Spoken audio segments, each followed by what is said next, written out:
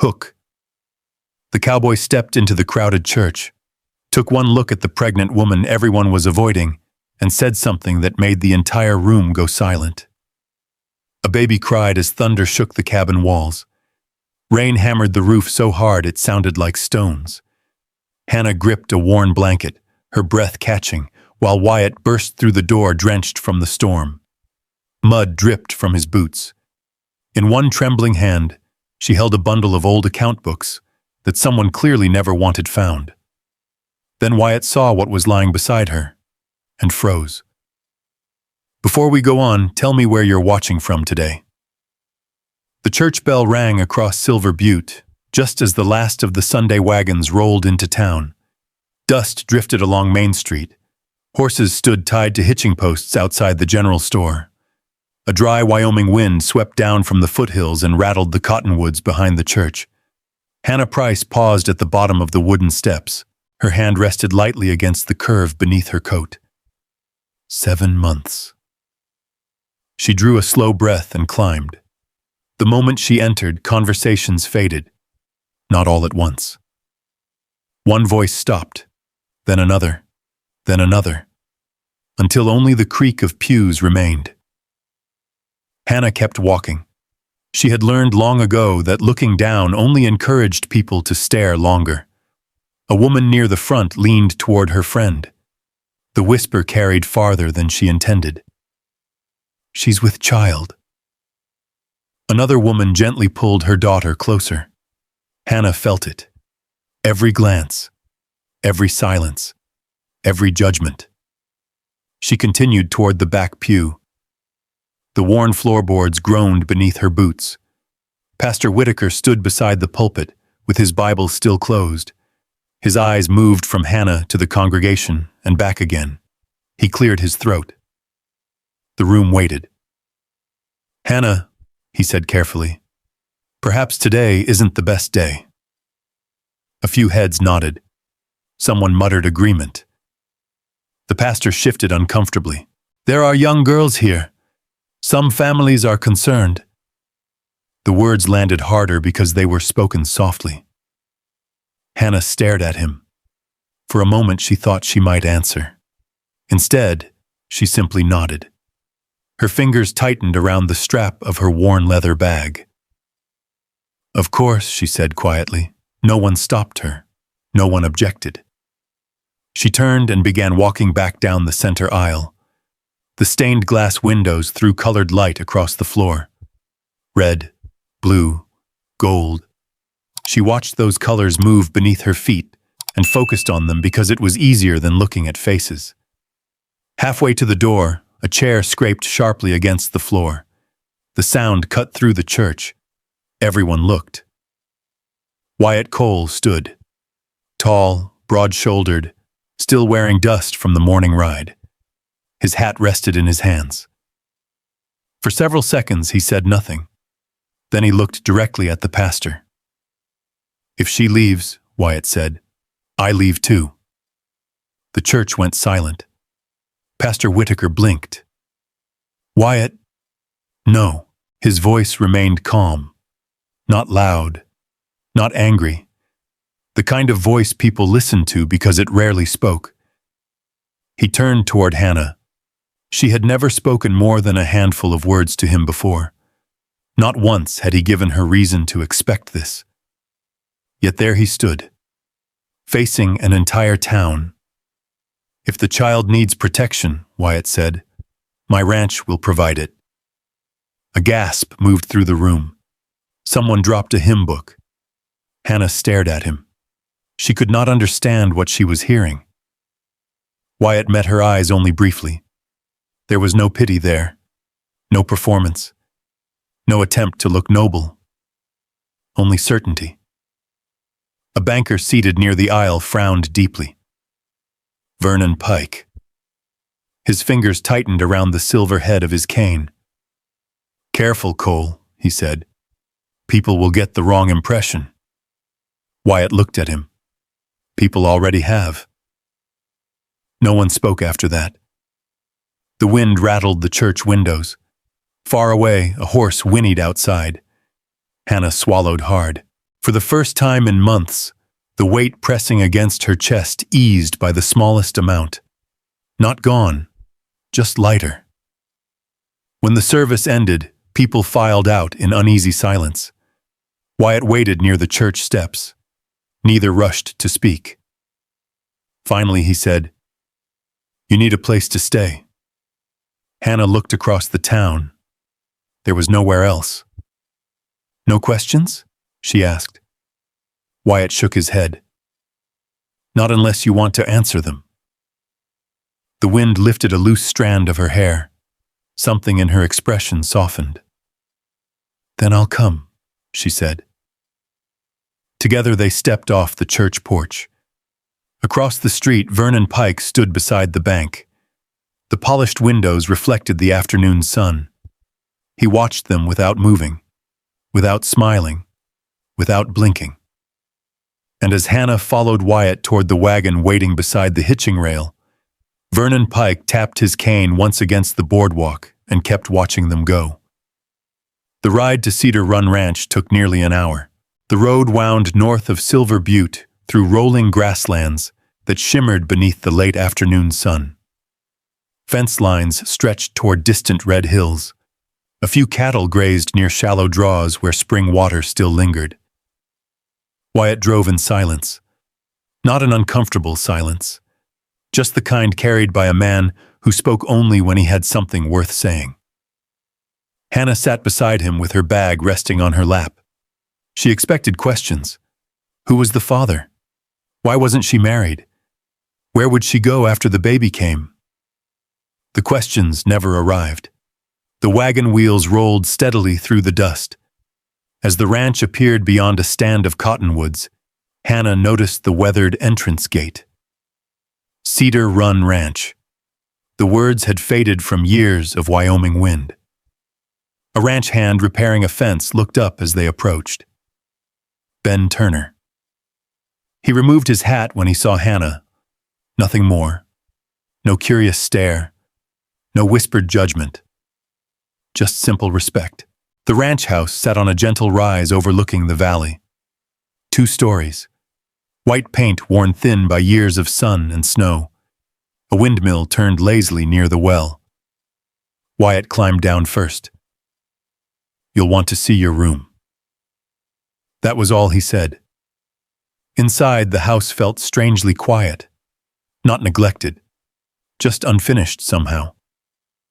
A coffee cup sat beside the stove. A coat hung neatly by the door. A ledger remained open on the dining table with a pencil laid across its pages. The signs of a man living alone. Wyatt led her upstairs. At the end of the hall, he opened a door. The room was small but clean. A wooden bed, a washstand, a rocking chair beside a window overlooking the pasture. Fresh linens. Someone had prepared it recently. Hannah looked around slowly. "You knew I was coming?" Wyatt rested one hand against the doorframe. "No." She glanced at him. "Then why is everything ready?" For a moment he looked out the window toward the hills. "My wife used to keep this room ready for visitors." The answer arrived quietly. No explanation followed. No invitation for sympathy. Hannah simply nodded. "I appreciate it." Wyatt gave a short nod of his own and stepped back. "Supper's at 6, then he left." The room fell still. Outside, a horse snorted in the yard. Somewhere below, a screen door creaked open and shut. For the first time in many months, Hannah unpacked her belongings without wondering where she would sleep tomorrow. The following morning, she woke before sunrise. Old habits. The ranch house remained dark. She found the kitchen exactly as she remembered. Orderly, functional, and desperately in need of someone who actually used it. A cast-iron skillet sat where it had been washed and left to dry. The flour bin stood nearly empty. 3 different coffee tins occupied the same shelf. Hannah smiled despite herself. Within an hour, biscuits baked in the oven. Coffee steamed from the pot. Bacon crackled softly in the skillet. The smell drifted through the house. Footsteps sounded on the stairs. Wyatt appeared in the doorway. He stopped. Actually stopped. His eyes moved from the stove to the table, then to Hannah. "I hope you don't mind," she said. For several seconds he didn't answer. The scent of fresh biscuits filled the room. Finally he said, "I don't mind." Something almost like a smile touched the corner of his mouth before disappearing. That afternoon, Hannah discovered a neglected patch of soil behind the house, the remains of an old vegetable garden. She rolled up her sleeves and began clearing weeds. The next day, she found spare seeds in a storage shed. The day after that, she repaired loose curtains in the kitchen. Little things, quiet things. The ranch slowly began to feel lived in again. A week passed, then another. One evening, Wyatt returned from town carrying a stack of receipts and bank notices. He dropped them on the dining table. "I can't make sense of half of it." Hannah sat down beside the lamp. The papers smelled faintly of dust and ink. She began sorting them. Loan notices, feed invoices, equipment payments, interest statements. Halfway through the stack, she paused. Her eyes narrowed. "Something wrong?" Wyatt looked up from his coffee. Hannah tapped one document, then another, then a third. "These figures don't match." Wyatt pulled his chair closer. "The amounts are different." "No." She pointed to the signatures, the dates. He leaned forward. Hannah turned the receipts toward the light. These were filed months apart. She tapped the page again, but the interest was calculated as if they were filed together. Silence settled between them. The only sound came from the ticking clock on the wall. Finally, Wyatt said, "Who holds the note?" Hannah searched the final page. The answer sat at the bottom beneath a stamped signature. Her stomach tightened. Outside, the wind rattled the porch railing. Inside, the lamp flickered. Hannah looked up. Vernon Pike. The room grew very still. Wyatt looked down at the papers spread across the table. The lamp cast a yellow circle across the receipts and loan notices. Outside, the wind pushed softly against the kitchen windows. For a long moment, neither of them spoke. Finally, Wyatt folded the papers into a neat stack. "I've done business with him for years." Hannah watched him carefully. "Then maybe that's why he got away with it." Something flickered across Wyatt's face. Not anger. Disappointment. The kind that settles deeper. The next morning began like most mornings at Cedar Run. Coffee on the stove, cold air drifting through the screen door, the sound of cattle lowing in the distance. But by noon, the peace was gone. The news arrived on horseback. A rider from town pulled up hard at the front gate. Ben Turner stepped out of the barn. The man barely dismounted before speaking. "He's back." Wyatt looked up from repairing a broken harness strap. "Who?" The rider hesitated. "Curtis Hale." The name meant nothing to Wyatt, but not to Hannah. The basket she was carrying slipped from her hands. Potatoes rolled across the dirt yard. Nobody moved. The rider glanced awkwardly between them. "He came into Silver Butte this morning." Then he climbed back onto his horse and rode away. Silence settled over the ranch. Hannah bent slowly to collect the potatoes. 1, 2, 3. Her fingers trembled only once. Wyatt noticed. He said nothing. That evening she sat alone on the porch. The sunset painted the hills copper and gold. A meadowlark called from somewhere near the fence line. Wyatt stepped outside carrying 2 cups of coffee. He offered one. She accepted. The tin cup felt warm against her palms. "You don't have to tell me anything," Wyatt said. Hannah stared toward the horizon. "I thought he was gone forever." Wyatt waited. After a while, she continued. He promised we'd marry before the baby came. The wind moved through the tall grass below the hill. I believed him. She laughed once. A small sound without humor. That was my mistake. Wyatt looked down at his coffee. No. Hannah glanced at him. He met her eyes. Trusting someone isn't a mistake. Neither spoke after that. But somehow the silence felt lighter. 3 days later, Curtis Hale rode into Cedar Run Ranch. He arrived just before supper. Clean coat, polished boots, a confident smile that looked practiced. Hannah recognized him immediately.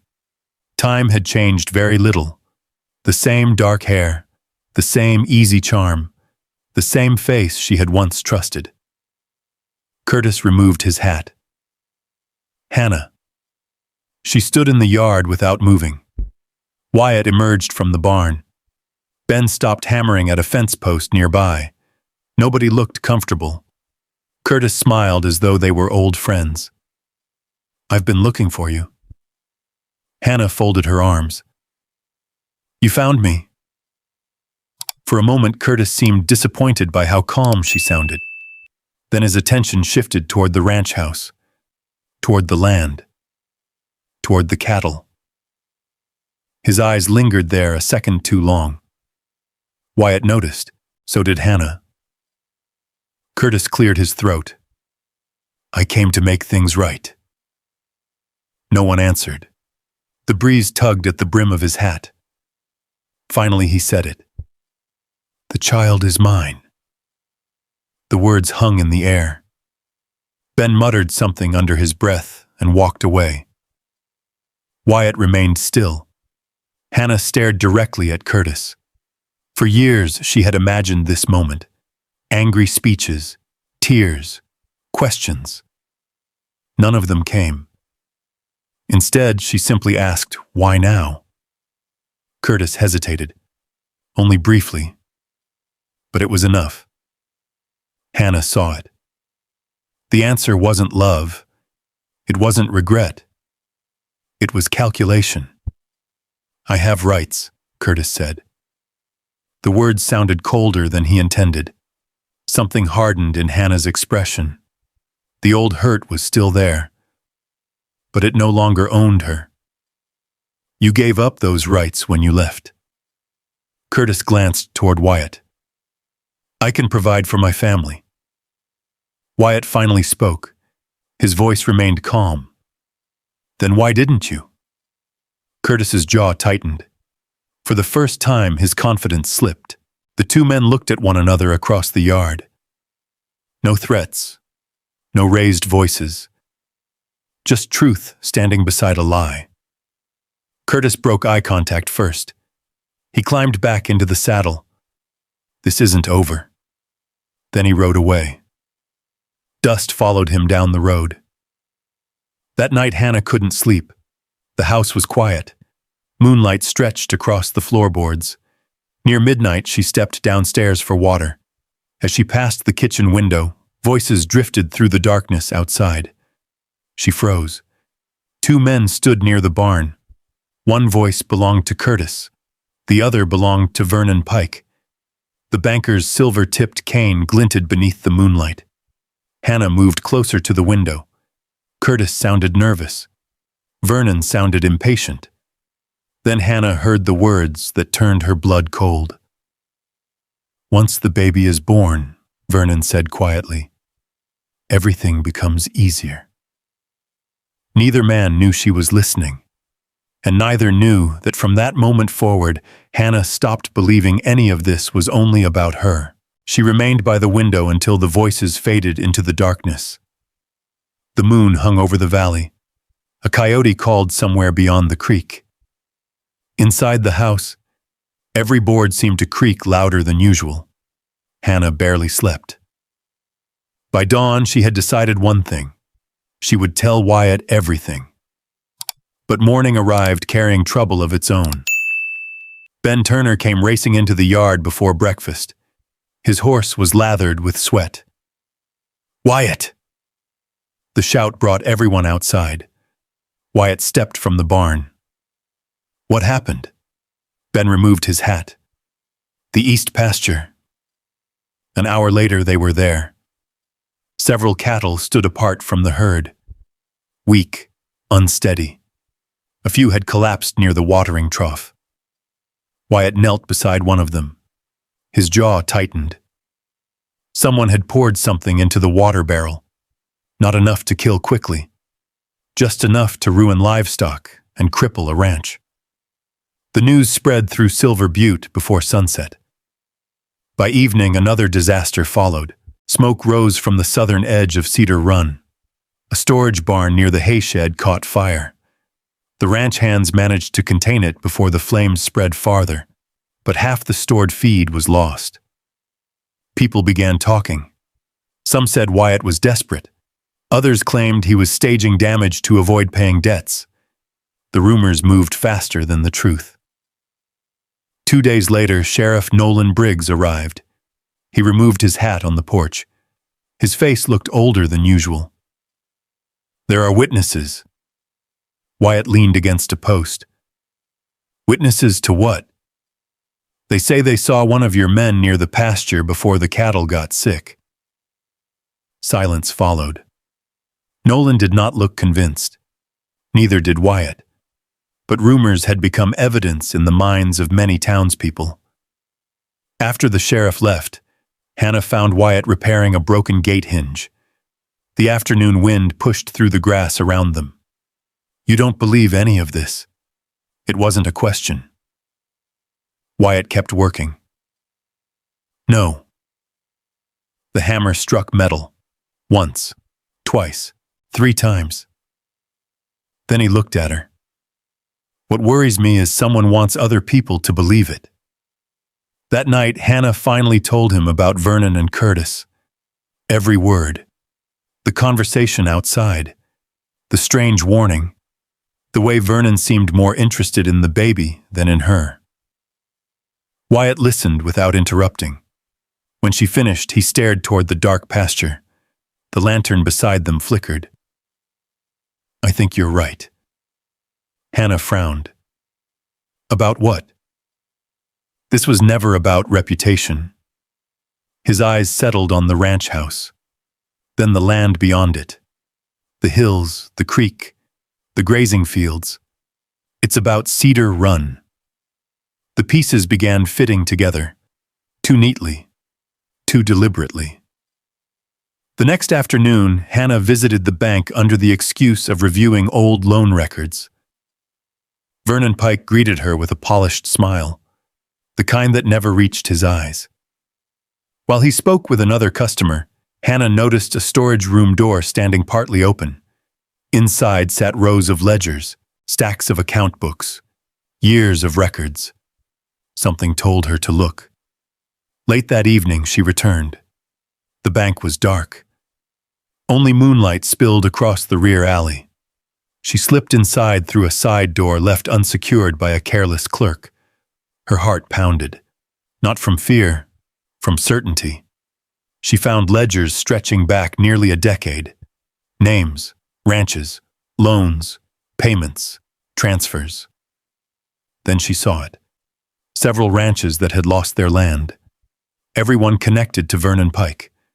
Everyone carrying the same altered figures, the same inflated debts, the same signatures copied across multiple pages.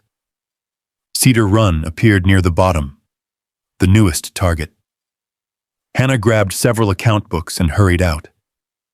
But someone saw her. A voice shouted behind her. Boots struck the boardwalk. She ran. The night exploded with rain. Thunder rolled across the valley. She reached her horse and rode hard toward Cedar Run. Behind her, another rider followed. The storm swallowed the road. Lightning flashed across the red hills. The trail vanished beneath mud and darkness. Then pain hit. Sharp. Sudden. She gasped.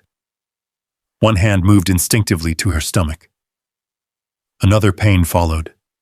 Stronger. The horse stumbled through a wash crossing. Rain poured from the sky.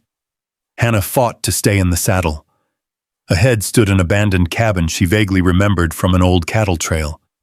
She guided the horse toward it. Inside, wind rattled loose boards. Rain hammered the roof. Another pain bent her nearly double. Far away, hoofbeats echoed through the storm. Then a voice. "Hannah!" "Wyatt!" She had never been so relieved to hear a voice in her life. Moments later, the door burst open. Rainwater streamed from Wyatt's coat. His eyes found her immediately. The fear in them lasted only a second before relief replaced it. He crossed the room in 3 strides. "Hannah." She could barely answer. He knelt beside her. His hands were steady. His voice was steady. Only his eyes betrayed him. Then, while searching for blankets and dry supplies inside the cabin, Wyatt pulled loose an old wooden crate hidden beneath the floorboards. Inside lay several account books wrapped in oilcloth. The name on every ledger was the same. Vernon Pike. Years of records. Years of proof. Enough to destroy everything Vernon had built. Thunder shook the cabin. Rain beat against the walls. Hannah gripped Wyatt's hand as another contraction came. Outside, the storm raged. Inside, something else finally broke free. Wyatt looked at her, not as someone he had rescued, not as someone he had protected, as the woman he loved. His voice dropped low, almost lost beneath the rain. "I stopped protecting you because it was right." He tightened his hand around hers. "I stayed because I love you." For a moment, the storm disappeared. Only the 2 of them remained. Then another wave of pain came, and somewhere beyond the thunder, the first cry of a newborn child rose into the Wyoming night. For a moment, nobody moved. The storm still battered the cabin walls. Rain ran down the small window in crooked streams. Wind rattled the loose boards overhead. Then Martha Quinn smiled. The old midwife wrapped the baby carefully in a clean blanket and placed him into Hannah's arms. "There you are, little one," she whispered. The tiny boy squirmed once and settled. Hannah stared down at him. His eyes were closed.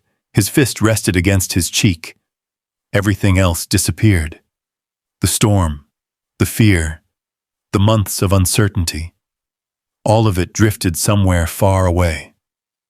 Wyatt stood beside the bed, silent. His shirt was soaked from the ride through the rain. Mud stained his boots. A cut on one hand had dried unnoticed hours earlier. Yet he couldn't look away from the child. Martha noticed. "So," she said softly, "are you planning to stand there all night?" A faint laugh escaped Hannah. "The first in days." Wyatt stepped closer. Carefully. Almost cautiously. As though approaching something precious. The baby yawned. Wyatt's expression changed. Hannah had seen him face angry ranchers, debt collectors, drought, and storms. She had never seen him look like this. "Would you like to hold him?" she asked. Wyatt blinked, then nodded. Very slowly. Martha placed the baby into his arms. The room fell quiet. The child seemed impossibly small against Wyatt's broad chest. Wyatt looked down. Something softened deep behind his eyes, the kind of thing words rarely reach. Outside, thunder rolled away toward the mountains. By dawn, the storm had passed. 3 days later, they returned to Cedar Run Ranch. News traveled quickly across Silver Butte. The baby was healthy. Hannah was recovering. And Sheriff Nolan Briggs had begun examining the ledgers found inside the cabin. The investigation moved faster than Vernon Pike expected. Every book matched the others, every forged debt, every altered account, every ranch taken through deception. One afternoon, Nolan arrived carrying a leather satchel filled with papers. Ben Turner followed close behind. "You need to see this," the sheriff said. The kitchen table disappeared beneath documents. Receipts, loan agreements, transfer records, pages yellowed with age. Ben placed one final paper on top. His face looked grim. I found the witness. The room grew still. A former bank clerk from Casper had come forward. The man recognized Vernon Pike's handwriting. More importantly, he knew why Curtis Hale had disappeared. Days later, the entire town crowded into the meeting hall beside the church. Every bench was filled. People stood along the walls. The same town that once whispered about Hannah now waited in complete silence. Vernon Pike sat near the front. His cane rested across his knees. For the first time since Hannah had known him, he looked uncertain. Sheriff Briggs presented the evidence one piece at a time. The ledgers, the forged accounts, the stolen properties. Then came Curtis Hale. He looked older now, smaller somehow. The confidence he once carried had vanished. The sheriff asked one question. Why did you leave Hannah Price? Curtis stared at the floor. Long enough that everyone already knew the answer would hurt. Finally he spoke. Because Vernon paid me. A murmur swept through the room. Curtis swallowed hard. He found out Hannah had rights to a small inherited parcel of land. If we married, she would have kept it. Vernon wanted control of everything tied to the neighboring properties. Hannah sat perfectly still. Beside her, Wyatt's jaw tightened. Not from jealousy, from anger over how casually another person's future had been treated. By the end of the hearing, Vernon Pike's empire had collapsed. The bank would be audited. The fraudulent claims were void. Cedar Run Ranch belonged to Wyatt free and clear. Yet the moment people remembered longest came afterward. Not during the evidence, not during the confession. After. Wyatt rose from his seat. The baby rested peacefully in his arms. The hall grew quiet. Even the floorboards seemed to stop creaking. Wyatt looked around the room, at the townspeople, at the sheriff, at Hannah. Then he spoke. This boy doesn't need a father by blood. His voice carried through every corner of the hall. He needs a father who stays. No one interrupted. No one looked away. Wyatt turned toward Hannah. The child slept against his shoulder. Hannah Price. Her breath caught. A smile touched the corner of Wyatt's mouth. Small, nervous, entirely genuine. I've spent months finding reasons to protect you. A few people lowered their eyes. I don't need reasons anymore. The room held its breath. I love you. Hannah's eyes filled before she could stop them. Wyatt continued. I'd like to spend the rest of my life proving that wasn't just something said during a storm. Soft laughter moved through the crowd. Then came silence again.